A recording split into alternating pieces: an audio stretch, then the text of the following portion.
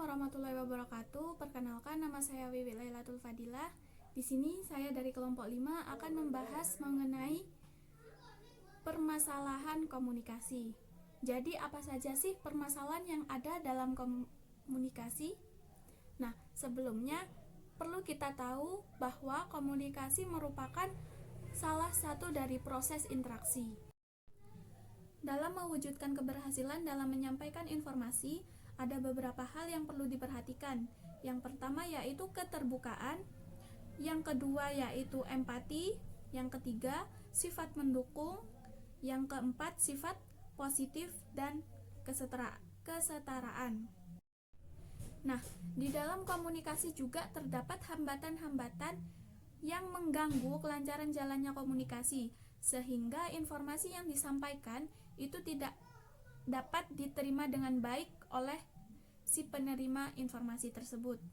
Ada beberapa hal yang menjadi hambatan komunikasi yang harus menjadi perhatian bagi komunikator jika ingin komunikasinya sukses, yaitu yang pertama, gangguan. Jadi, seorang komunikator tersebut harus memperhatikan gangguan-gangguan yang ada dalam proses komunikasinya. Gangguan-gangguan sendiri itu juga terbagi menjadi beberapa bagian, yaitu antaranya gangguan somatik atau psikologis yang disebabkan karena kesalahan pada bahasa yang digunakan. Jadi, misalkan seseorang menggunakan bahasa yang terlalu berbelit-belit atau terlalu menggunakan istilah-istilah yang sulit. Yang kedua yaitu gangguan teknis yang terjadi jika salah satu alat yang digunakan dalam berkomunikasi mengalami gangguan. Jadi misalkan saat kita berkomunikasi, kita menggunakan alat, alat tersebut yang mengalami kegangguan itu dinamakan gangguan teknis.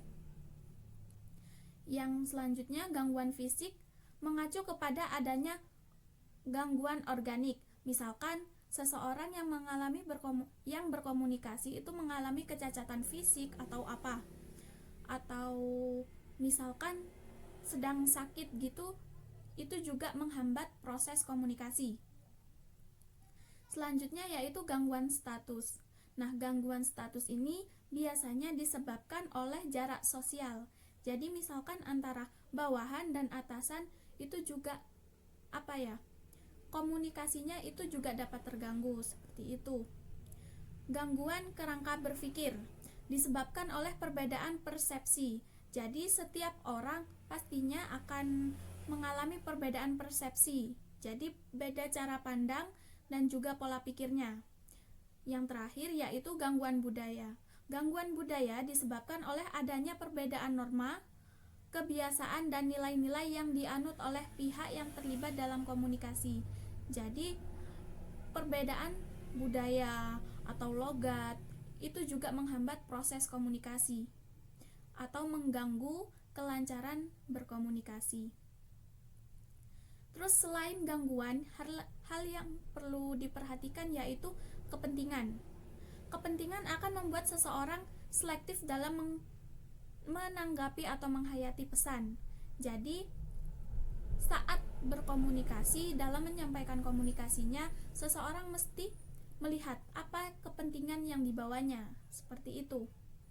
Selanjutnya yaitu motivasi terpendam. Jadi, semakin sesuai komunikasi dengan motivasi seseorang, maka semakin besar juga kemungkinan informasi dapat diterima dengan baik.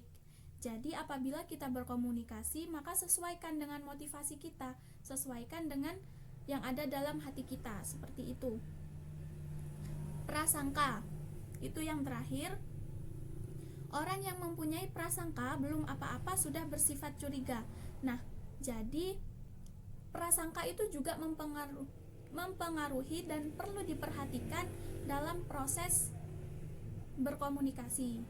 Jadi seorang yang memiliki prasangka yang kurang baik pada orang lain itu juga menghambat. Sekian presentasi dari saya mohon maaf apabila banyak kekurangan dan saya akhiri. Wassalamualaikum warahmatullahi wabarakatuh.